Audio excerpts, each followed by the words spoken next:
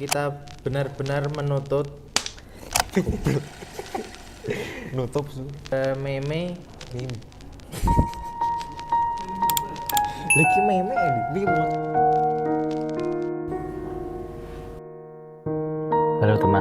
Halo teman-teman, selamat datang kembali di podcast Telsa TV kita, ruang obrolan santai tapi penuh makna. Hari ini kita membahas satu topik mungkin sering kita lihat, kita dengar, bahkan kita pernah mengalami sendiri. Betul banget. Coba teman-teman berhenti sejenak dan jawab di dalam hati ya. Pernah nggak kamu melihat seseorang diejek, dipermalukan atau dikucilkan di sekolah? Kalau pernah, tanya selanjutnya adalah apa yang kamu lakukan saat ini? Diam saja, pura-pura tidak melihat, atau malah ikut tertawa karena takut dibilang nggak solid? Atau mungkin kamu sebenarnya ingin membantu tapi bingung harus mulai dari mana? Bullying sering dianggap urusan anak-anak saja, padahal ini adalah tanggung jawab seluruh. Ini bukan cuma pengajar, tapi juga pelindung siswa. Selain guru, ada juga BK atau konselor sekolah. Sayangnya masih banyak siswa yang takut atau malu untuk datang ke BK. Padahal BK itu bukan tempat menghukum, tapi tempat bercerita dan mencari solusi. Sekolah juga pernah punya kebijakan yang tegas soal bullying. Bukan cuma tertulis di papan pengumuman, tapi benar-benar dijalankan. Kalau sekolah punya aturan jelas, siswa akan merasa lebih aman untuk melapor. Dan pelaku juga belajar bahwa bullying itu serius, bukan candaan.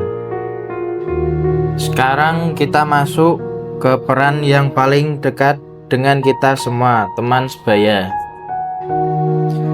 Faktanya, bullying paling sering terjadi saat tidak ada guru. Yang ada justru teman-teman di sekitarnya. Peran saksi sangat penting karena saksi bisa menentukan. Sekolah juga pernah punya kebijakan yang tegas soal bullying. Bukan cuma tertulis di papan pengumuman, tapi benar-benar dijalankan. Kalau sekolah punya aturan jelas, siswa akan merasa lebih aman untuk melapor. Dan pelaku juga belajar bahwa bullying itu serius, bukan candaan. Sekarang kita masuk ke peran yang paling dekat dengan kita semua, teman sebaya. Kedua, berani berkata cukup kalau candaan sudah keterlaluan. Tidak apa-apa untuk bilang stop, itu nggak lucu. Ketiga, temani korban, ajak duduk bareng, ajak ngobrol, jangan biarkan dia sendirian. Keempat, laporkan ke guru atau BK jika situasi membahayakan. Melapor itu bukan mengadu, tapi untuk melindungi. Ingat, tindakan kecil kita bisa jadi perlindungan besar bagi orang lain. Misalnya, sosialisasi rutin tentang apa itu bullying dan dampaknya. Bisa juga diskusi kelas, nonton film edukatif, atau podcast seperti ini. Faktanya, bullying paling sering terjadi saat tidak ada guru. Yang ada justru teman-teman di sekitarnya. Disinilah peran saksi sangat penting karena saksi bisa menentukan bullying berlanjut atau berhenti. Menjadi saksi bukan berarti harus berani melawan. Ya, kadang keberanian itu bentuknya sederhana. Seperti tidak ikut menertawakan atau tidak menyebarkan ulang ejekan di grup chat. Diam memang terasa aman, tapi diam juga bisa membuat korban merasa sendirian. Dan ingat, hari ini kita jadi saksi sebuah, besok bisa saja kita yang jadi korban. Sekarang kita bahas hal paling penting. Apa sih yang bisa kita lakukan sebagai siswa? Pertama, tunjukkan empati. Kadang satu kalimat sederhana seperti kamu enggak sendirian itu enggak berarti. Sekolah juga bisa membentuk tim atau duta anti bullying dari kalangan siswa. Supaya pesan anti-bullying tidak hanya datang dari guru, tapi juga dari teman sendiri. Karena perubahan akan lebih kuat atau dilakukan bersama. Sebelum kita benar-benar menutup podcast ini, kami ingin mengajak kalian berhenti sejenak, bukan untuk mendengar kami bicara terus, tapi untuk berpikir bersama. Karena topik bullying ini sebenarnya tidak jauh dari kehidupan kita sehari-hari. Bukan cerita di film, bukan juga kejadian di sekolah lain yang entah di mana. Bisa jadi itu terjadi di kelas kita sendiri, di lorong sekolah, di kantin, atau di grup chat yang setiap hari kita buka. Rika bukan siswa yang aneh, dia juga bukan siswa bermasalah. Dia hanya sedikit lebih pendiam dan tidak terlalu suka jadi pusat perhatian. Awalnya semua terlihat biasa saja. Beberapa teman mulai bercanda tentang cara bicaranya, tentang tas yang dia pakai, tentang nilai uang ulangannya.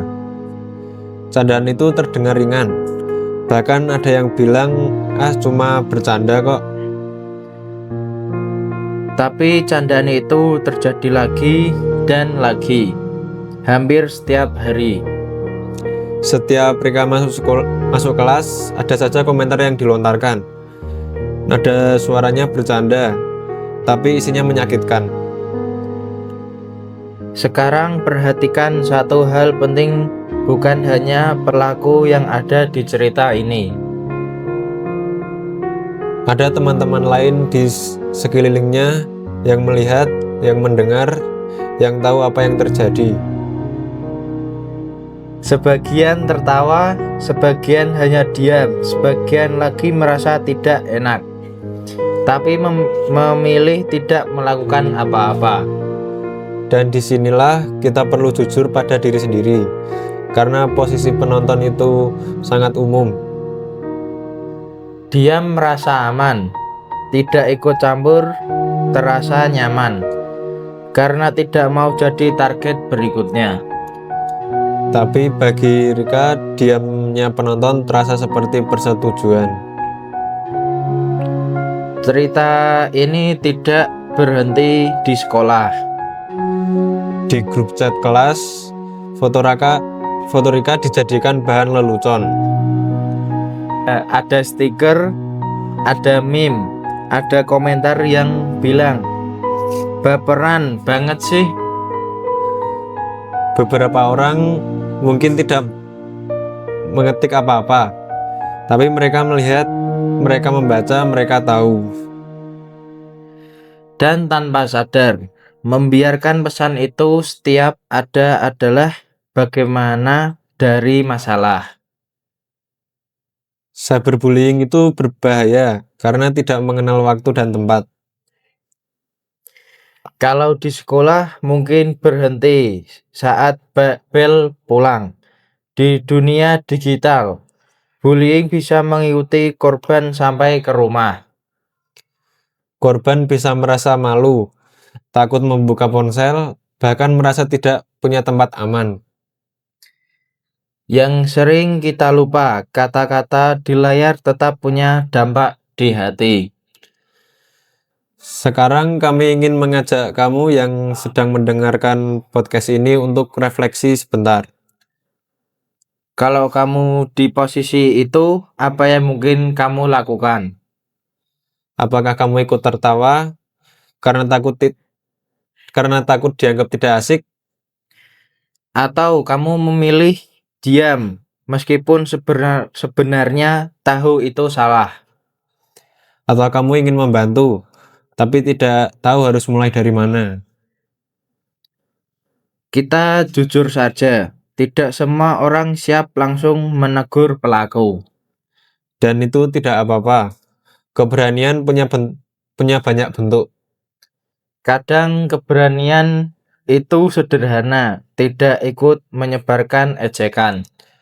Atau menulis satu kalimat di grup chat, sudah ya jangan lanjut. Atau mengirim pesan pribadi ke korban. Aku lihat tadi kamu nggak salah.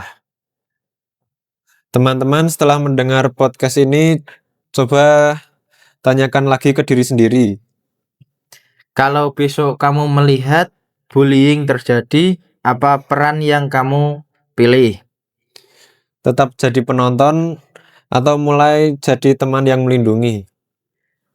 Sekolah yang aman bukan tercipta karena tidak ada masalah, tapi karena ada kepedulian. Mari kita buat komitmen bersama-sama, menolak bullying untuk mendukung korban, dan saling menghargai. Karena satu keberanian kecil bisa mengubah banyak hal. Bareng-bareng. Kita bukan penonton, kita adalah pelindung. Terima kasih untuk sudah mendengarkan. Sampai jumpa di podcast berikutnya.